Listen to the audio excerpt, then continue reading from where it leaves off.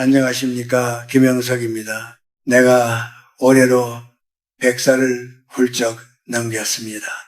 이 긴 세월을 살아오며 참으로 많은 사람을 만났고 또 그보다 더 많은 사람을 떠나보냈습니다. 내 책상 위 달력에는 젊은 시절엔 결혼식 날짜가 가득하더니 이제는 하나 둘 떠나가는 친구들의 장례식 소식이 더 자주 들려옵니다. 100년이라는 시간은 나에게 인간관계의 형식이 아니라 생명의 본질을 보게 해 주었습니다. 오늘 내가 여러분에게 하고 싶은 이야기는 조금은 무겁고 어쩌면 불편할지도 모릅니다. 아무리 가까운 사이라도 이런 마음가짐이라면 차라리 결혼식이나 장례식에 가지 말라는 조언입니다. 우리는 흔히 도리라는 말을 합니다. 가서 얼굴이라도 비춰야 도리지 축의금이나 부조금이라도 내야 나중에 욕 안 먹지 하며 바쁜 몸을 이끌고 행사장을 찾습니다. 하지만 내가 100년을 살아보니 마음이 실리지 않은 몸의 움직임은 오히려 독이 된다는 것을 깨달았습니다. 특히 인생의 가장 큰 변곡점인 결혼과 죽음의 자리에서는 더욱 그렇습니다. 요즘 젊은 사람들은 경조사를 일종의 사회적 부채 상환이나 인맥 관리로 생각하는 것 같습니다. 하지만 예식장과 장례식장은 단순히 돈을 주고받는 곳이 아닙니다. 그곳은 한 생명이 새로운 시작을 약속하는 성스러운 장소이자 한 생명이 우주의 섭리로 돌아가는 엄숙한 자리입니다. 그곳에는 기쁨의 에너지와 슬픔의 에너지가 아주 강하게 소용돌이치고 있습니다. 만약 여러분의 영혼이 지금 메마른 상태이거나 누군가를 축복하고 위로할 여유가 전혀 없는 상태라면 여러분이 그 자리에 참석하는 것만으로도 그 공간의 순수함을 해칠 수 있습니다. 반대로 여러분 자신도 그곳에 거친 감정들에 휩쓸려 마음의 병을 얻어 돌아올 수 있습니다. 내가 살아보니 인생에서 가장 중요한 것은 진실함입니다. 억지로 하는 친절, 마지못해 하는 위로는 받는 사람에게도 그 차가운 온기가 전달됩니다.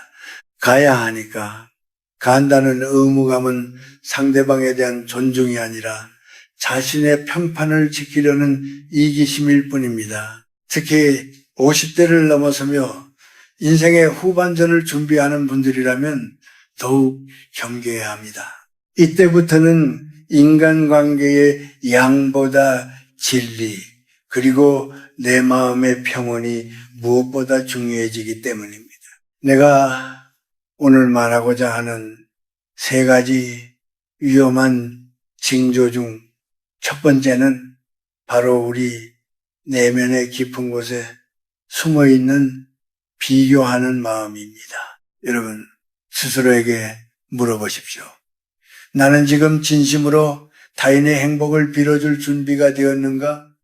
혹은 타인의 슬픔을 내 슬픔처럼 보듬을 에너지가 남아있는가? 만약 이 질문에 고개를 가로젓게 된다면 잠시 멈춰서야 합니다.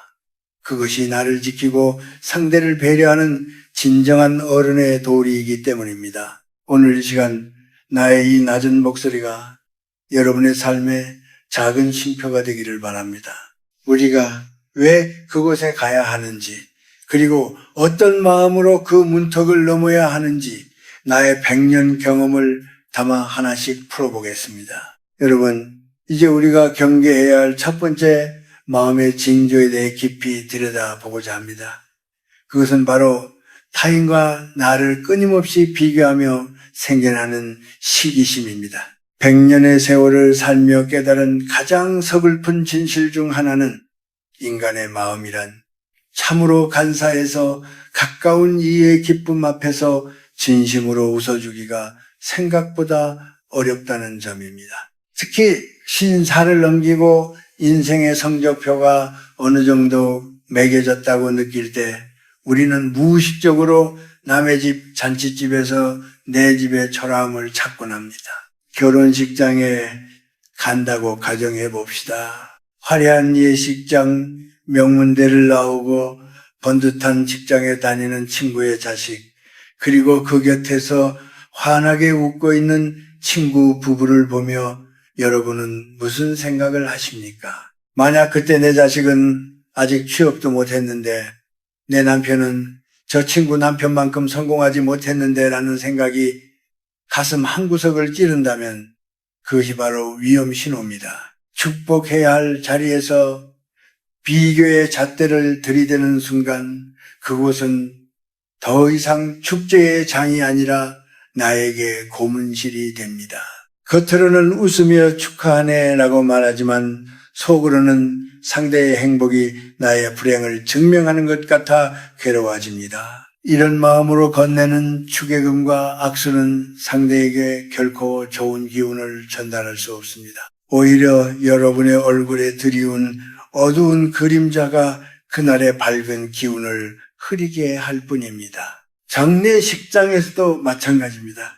누군가의 마지막을 배웅하는 자리에서조차 저 집은 상주들이 든든해서 좋겠네. 조문객이 저렇게 많다니.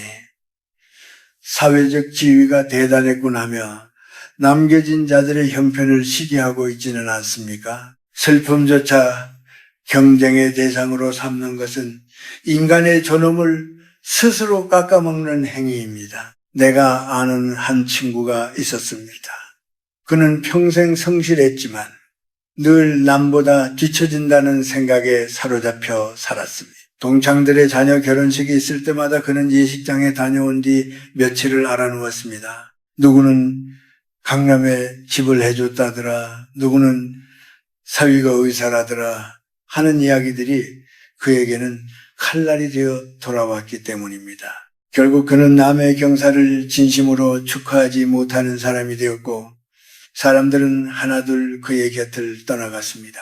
노년의 고독은 그렇게 스스로 만든 시기심의 감옥에서 시작됩니다. 나이가 든다는 것은 나만의 길을 인정하고 받아들이는 과정입니다. 남의 꽃밭이 아무리 화려해도 내 마당에 들꽃 한 송이가 소중하다는 것을 아는 것이 진짜 어른의 지혜입니다. 만약 지금 여러분의 마음속에 타인의 성취가 가시처럼 걸려 있다면 그날은 차라리 집에서 조용히 독서를 하거나 산책을 하며 내 마음을 먼저 다독이십시오. 시기심이 가득한 상태로 참석하는 경조사는 나에게는 굴욕이 되고 상대에게는 허례허식이 됩니다. 진정한 축복은 내가 평온할 때 비로소 가능합니다. 내 삶이 비록 초라해 보일지라도 저 사람은 저 사람의 복이 있고 나는 나만의 향기가 있다는 자존감을 회복하기 전까지는 그 화려한 소란 속으로 자신을 내던지지 마십시오. 그것이 100년을 산 노교수가 여러분에게 전하는 첫 번째 경고입니다. 여러분, 이제 두 번째 징조에 대해 이야기하려 합니다. 그것은 바로 여러분의 생명 에너지가 바닥나 있을 때입니다. 우리 옛 어른들은 이를 기치가 허하다고 표현하곤 했지요. 100년을 살며 내 몸과 마음을 관찰해 보니 인간에게는 누구나 매일 쓸 수 있는 마음의 분량이 정해져 있다는 것을 알게 되었습니다. 우리는 흔히 몸이 힘들어도 정신력으로 버텨야지라고 말합니다. 하지만 결혼식이나 장례식 같은 큰 행사는 단순히 몸만 움직이는 자리가 아닙니다. 그것은 수많은 사람의 감정이 부딪히고 섞이는 아주 강렬한 에너지의 소용돌이입니다. 특히 장례식장은 이별의 슬픔과 상실의 아픔이 가득한 음임의 공간이고 결혼식장은 흥분과 소란함이 가득한 양의 공간입니다. 만약 여러분이 지금 큰 병을 앓고 있거나 정신적으로 극도의 번아웃 상태에 빠져 있다면 그곳에 가는 것은 스스로를 벼랑 끝으로 미는 것과 같습니다. 기력이 쇠한 상태에서 장례식장의 무거운 공기를 마시면 그 슬픔의 무게를 이겨내지 못하고 돌아와 몸져 눕기 일쑤입니다. 반대로 결혼식장의 소란스러운 기운은 지친 영혼을 더욱 산란하게 만들어 축하하러 갔다가 오히려 짜증과 허무함만 가득 안고 돌아오게 됩니다. 내가 젊었을 적 무리해서 모든 경조사를 챙기던 시기가 있었습니다. 몸이 으슬으슬 춥고 마음이 천근만근이었지만 내가 안 가면 저 집에서 서운해하겠지라는 생각에 장례식장을 찾았습니다. 조문을 마치고 집에 돌아오는 길에 나는 평소보다 훨씬 깊은 우울감에 빠졌고 결국 한 달 가까이 알아누웠습니다. 그때 깨달았습니다. 내 몸 하나 추스르지 못하는 상태에서 남의 슬픔을 나누겠다고 나선 것은 사실 위로가 아니라 오만이었다는 것을 말입니다. 진정한 위로와 축복은 내 안에 여유가 있을 때 비로소 타인에게 전달됩니다. 내가 굶주리고 있는데 남에게 밥을 떠먹여줄 수는 없는 법입니다. 요즘 사람들은 그래도 눈도장은 찍어야 한다고들 합니다. 하지만 눈도장만 찍고 오는 만남에 무슨 영혼이 깃들겠습니까? 그것은 살아있는 인간관계가 아니라 죽은 형식을 주고받는 행위에 불과합니다. 특히 50대 이후의 삶은 에너지의 경제학이 필요합니다. 내가 가진 한정된 기운을 어디에 쓸지 현명하게 선택해야 합니다. 내 마음의 배터리가 붉은색을 띠고 있다면 그날은 정중히 양해를 구하고 쉬어야 합니다. 정말 가고 싶었지만 몸이 좋지 않아 마음으로 남아 깊은 축복 혹은 애도를 보냅니다. 나는 진심 어린 메시지 한 통이 억지로 참석해서 창백한 얼굴로 앉아있는 것보다 훨씬 더 따뜻한 울림을 줍니다. 여러분의 영혼이 지쳐있을 때 남의 집 행사장으로 향하는 발걸음을 멈추십시오. 그 대신 조용한 방에서 그 사람을 위해 진심으로 기도하거나 편지 한 장을 정성껏 쓰십시오. 그것이 바로 빌려온 마음이 아닌 나의 진심을 전하는 길입니다. 나를 돌보지 않는 자는 타인도 진심으로 돌볼 수 없다는 이 평범한 진리를 여러분은 꼭 기억하시길 바랍니다. 여러분의 생명력은 소중합니다. 그것을 낭비하지 마십시오.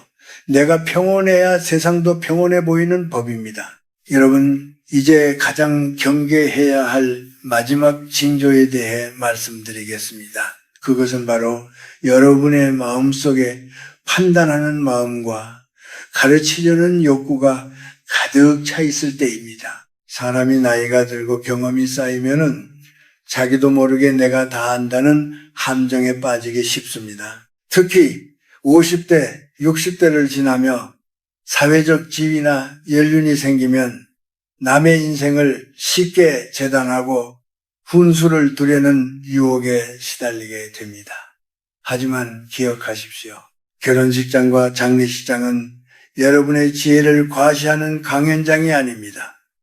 그곳은 오로지 공감과 침묵이 주인공이 되어야 하는 자리입니다. 결혼식장에 가서 이런 말을 하는 사람들이 있습니다. 신랑이 신부에 비해 아깝네. 요즘 세상에 저런 직업으로 어떻게 살려고 그러나 예식장이 너무 좁고 음식이 부실하네.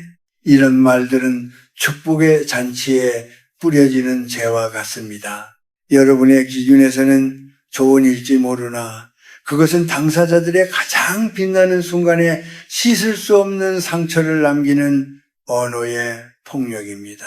장례식장에서는 더욱 참담한 일이 벌어지곤 합니다. 호상아이네. 평소에 건강관리 좀 하지 그랬어. 자식들이 평소에 잘했으면 이렇게 일찍 안 갔을 텐데. 죽음의 원인을 분석하고 남겨진 가족의 슬픔에 점수를 매기는 것만큼 잔인한 오만은 없습니다. 100년을 살며 수많은 죽음을 목격할 나조차도 감히 누군가의 죽음 앞에 이렇다 저렇다 말할 자격이 없음을 매번 느낍니다. 죽음은 오직 고요한 애도로만 마주해야 하는 신비이기 때문입니다. 만약 여러분이 오늘 누군가의 소식을 듣고 그 집은 이게 문제라며 혀를 차거나 내가 가서 한마디 해줘야겠다는 생각이 든다면 부디 그 발걸음을 멈추십시오. 여러분의 입술에 돋아난 그 가시는 상대방을 찌르기 전에 여러분의 인격부터 훼손합니다. 인간관계에서 가장 품격 있는 행동은 함께 있어주는 것 그 자체입니다. 입은 닫고 귀는 열며 눈으로는 따뜻한 온기만을 전하는 것, 그것이 진정한 어른의 모습입니다. 말을 많이 해서 존경받는 노인은 없습니다. 오히려 말을 아끼고 상대의 감정을 온전히 존중할 때 비로소 그 존재감이 빛나는 법입니다. 성경이나 불경 그리고 동양의 고전들이 공통으로 가르치는 지혜가 무엇입니까? 바로 겸손입니다. 내가 타인의 인생을 다 알 수 없다는 사실을 인정하는 것. 그 겸손이 결여된 상태로 경조사에 참석하는 것은 그저 자신의 우월감을 확인하러 가는 행위에 불과합니다. 특히 화가 나 있거나 누군가에 대한 선입견이 강하게 자리 잡고 있을 때 우리는 실수를 저지르기 쉽습니다. 내 마음이 비판적이고 날카로워져 있다면 그날은 사람을 만나기보다 혼자만의 시간을 가지며 내면의 가시를 깎아내야 합니다. 품격 있는 어른은 자신이 언제 침묵해야 하는지를 아는 사람입니다. 타인의 소중한 순간을 나의 잣대로 평가하려 들지 마십시오. 축하합니다. 와 삼가 고인의 명복을 빕니다. 라는 이 짧고 순수한 문장 뒤에 그 어떤 사족도 붙이지 않을 준비가 되었을 때 그때 비로소 문상객으로서 하객으로서의 자격이 생기는 것입니다. 여러분의 언어가 누군가에게는 치유가 되고 누군가에게는 평생의 원망이 될 수 있음을 잊지 마십시오. 오늘 나의 마음은 부드러운가 아니면 날이 서 있는가 스스로를 먼저 살피는 지혜를 발휘하시기를 바랍니다. 여러분, 이제 긴 이야기의 끝자락에 다다랐습니다. 오늘 우리는 100년의 세월을 관통하며 얻은 세 가지 경계해야 할 마음의 징조들에 대해 나누었습니다. 타인과의 비교에서 오는 시기심, 고갈된 에너지로 인한 무리한 의무감, 그리고 오만한 판단과 날선 말들이 바로 그것입니다. 이 세 가지는 결국 한 가지 본질로 귀결됩니다. 그것은 바로 내 마음의 주인으로 살고 있는가 하는 질문입니다. 우리는 인생의 전반전을 남들의 시선과 사회적 체면을 차리느라 분주하게 보냈습니다. 남들이 가니까 나도 가야지, 안 가면 욕먹겠지 하는 생각들이 우리 삶의 운전대를 잡게 두었습니다. 하지만 50세를 넘기고 인생의 후반전에 들어서면 우리는 이제 형식의 껍데기를 벗고 진실의 알맹이를 채워야 합니다. 진정한 인간관계는 발걸음의 횟수가 아니라 마음의 깊이에서 결정되기 때문입니다. 내가 100살이 넘도록 살아오며 느낀 가장 큰 행복은 돈이 많거나 명예가 높을 때가 아니었습니다. 누군가의 슬픔에 조용히 손을 잡아줄 수 있는 여유가 내 안에 있을 때, 그리고 누군가의 기쁨을 마치 내 일처럼 순수하게 축하해 줄 수 있는 깨끗한 마음이 남아있을 때였습니다. 그것이 바로 살아있음의 증거이자 인간이 가질 수 있는 가장 고귀한 품격입니다. 이제 여러분에게 제안합니다. 누군가의 경조사 소식이 들려올 때 습관적으로 지갑부터 열지 마십시오. 대신 잠시 눈을 감고 자신의 내면을 먼저 들여다보십시오. 내 마음이 평온한지, 내 몸이 그 무게를 견딜 수 있는지, 그리고 내 입술에 사랑이 담겨 있는지를 확인하십시오. 만약 준비가 되지 않았다면 용기를 내어 정중한 부재를 선택하십시오. 진정한 친구와 이웃은 여러분의 화려한 참석보다 여러분의 진심 어린 안녕을 더 바랄 것입니다.